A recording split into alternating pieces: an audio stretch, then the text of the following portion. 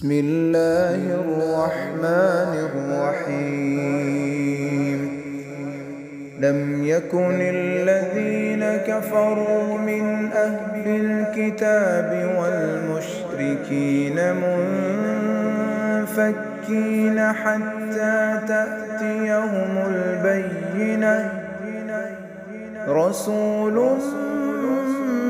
من الله يتلو صحفا مطهرة فيها كتب قيمة وما تفرق الذين أوتوا الكتاب إلا من بعد ما جاءتهم البينة وما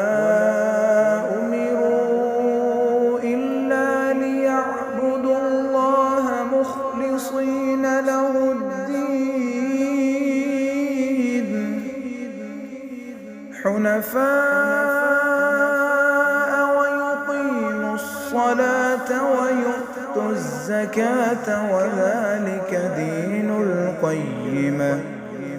إن الذين كفروا من أهل الكتاب والمشركين في نار جهنم خالدين فيها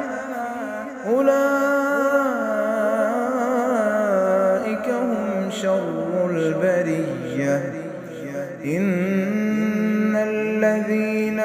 آمنوا وعملوا الصالحات أولئك هم خير البرية جزاؤهم عند ربهم جنات عدن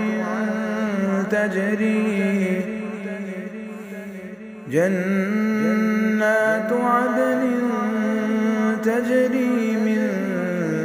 تحتها الأنهار خالدين فيها